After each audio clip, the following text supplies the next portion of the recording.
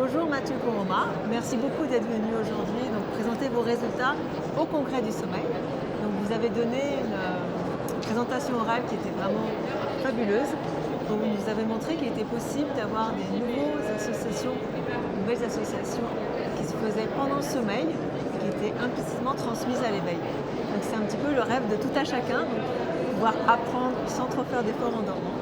C'est magnifique. Est-ce que vous pourriez nous expliquer un petit peu comment vous avez réussi à mettre ça en évidence et quelles seraient peut-être les retombées pour tout à chacun dans le futur? Merci beaucoup déjà pour cette interview et aussi l'opportunité de présenter mes résultats qui font partie d'un résultat de thèse où je me posais la question quel type d'activité cognitive peut être caractérisée dans le sommeil, surtout que c'est un enjeu expérimental compliqué parce qu'on n'a pas accès à des réponses motrices comme on pourrait l'avoir dans l'éveil. Et du coup, il faut attendre une fois que la personne s'est réveillée pour voir qu'est-ce qui lui reste un peu de tout ce qui s'est passé dans le sommeil. Donc il y a plusieurs étapes en fait dans un processus d'apprentissage. Nous on voulait savoir est-ce qu'il est possible déjà que le cerveau même en dormant il était ouvert aux informations qu'il entend dans son environnement. Et du coup est-ce qu'il pouvait les apprendre et après même au réveil les récupérer. Exactement. Après avoir conscience qu'il a entendu des choses pendant le sommeil aussi, et s'il est conscient de cet apprentissage, c'est encore un autre niveau de question qu'on a exploré dans cette étude. Et du coup, ce qu'on a pu montrer, on a créé des associations entre des sons et la traduction en japonais. Donc, par exemple, l'aboiement d'un chien, et on présentait le mot en japonais qui correspond à chien, qui s'est dit inu. Par-dessus les sons qui correspondent à l'aboiement du chien. Ça, on l'a joué pendant le sommeil et après au réveil on a montré deux images avec le mot japonais et les participants étaient capables de reconnaître quelle image correspondait au mot japonais au-delà de la chance mais de façon vraiment ténue, donc relativement faible, donc c'est pas un très fort apprentissage mais un apprentissage quand même. Et ça, quelle que soit la phase de sommeil? Donc ça, on l'avait trouvé pour le sommeil lent, mais pas pour le sommeil paradoxal. Et il y a aussi un biais dans le sens où on a pu faire plus de stimulation en sommeil lent. Donc c'était le sommeil de fin de nuit, plutôt du sommeil lent léger. Donc on a fait 3 fois plus de présentation des mots en sommeil lent par rapport au sommeil paradoxal.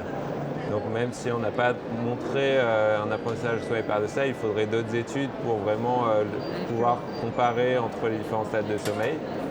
Et par contre, on a fait aussi un test par rapport au niveau de confiance que pouvaient accorder les gens dans leurs réponses, qui nous donnerait une idée, est-ce que les gens sont conscients de l'apprentissage ou pas.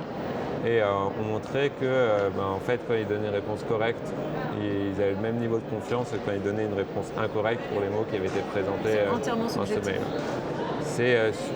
En fait, ils ne le savent pas, ils n'ont pas conscience d'avoir appris quelque chose.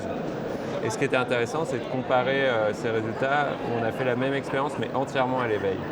Et en fait, entièrement à l'éveil, même avec 10 fois moins de présentation qu'en sommeil, les gens ont explosé le score de performance. Donc, en fait, ça montre que le protocole qu'on a utilisé, il peut mener à un apprentissage très rapide à l'éveil.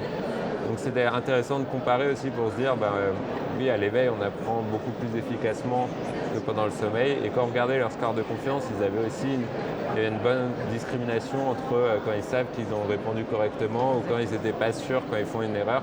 Donc tu as un apprentissage aussi qui est conscient, qu'on dit explicite à l'éveil. Donc qui contraste avec cet apprentissage beaucoup plus faible et implicite, donc ces traces qu'on garde de ce qu'on a entendu pendant le sommeil. Sachant qu'il faut faire aussi attention pendant le sommeil, les stimuli auditifs, il ne faut pas que ce soit trop fort pour ne pas non plus perturber le sommeil, c'est ça? Tout à fait, ouais. Il y a aussi tous ces... donc quand on parle de est-ce que ces résultats peuvent être appliqués pour apprendre par exemple en dormant, on sait que ça va perturber aussi la nuit de sommeil d'avoir des stimulations. Faire attention, qualité de sommeil, apprentissage. Exactement. Je pense pas que ce soit une piste réelle pour apprendre en dormant. Je pense que c'est beaucoup plus intéressant d'un point de vue théorique et fondamental, notamment qu'on a regardé aussi les tracés cérébraux et les mécanismes qui étaient impliqués lorsqu'on entend ces sons-là et qui vont prédire si on va les apprendre ou pas à partir des signaux enregistrés pendant le sommeil.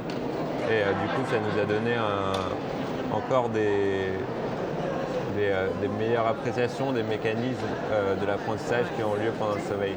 Après, ce qu'on sait, c'est que ce qui peut être bénéfique, c'est de jouer des sons pendant le sommeil qu'on a déjà associés à des apprentissages mais qui ont été faits à l'éveil. Parce qu'on sait que en fait, le sommeil, c'est important pour la consolidation de la mémoire. Et du coup, si on a déjà appris des choses à l'éveil, donc avec un apprentissage, on va tirer parti de cet apprentissage rapide et très efficace, et qu'on va les rejouer pendant le sommeil, là on peut booster l'apprentissage par rapport à des sons qui n'ont pas été rejoués. Donc peut-être que dans ce cas-là, on peut penser à des applications qui sont d'ailleurs testées sur plein de types de mémoire, dans des contextes de réhabilitation motrice par exemple, ou d'apprentissage aussi qui peut être plus dans le sémantique, donc de langue. Et donc là, on a des effets dans la littérature qui ont déjà été reportés et qui pourraient avoir une application un peu plus concrète. Nous, c'était vraiment une preuve de principe et un peu se demander est-ce que c'est de l'ordre du rêve ou de la réalité de pouvoir apprendre en dormant. Et même si on montre qu'on peut le faire, en fait, on voit que ça reste pas forcément la situation idéale d'apprentissage. Non, mais c'est possible et ça, c'est extraordinaire. Ben voilà. Merci beaucoup. Merci.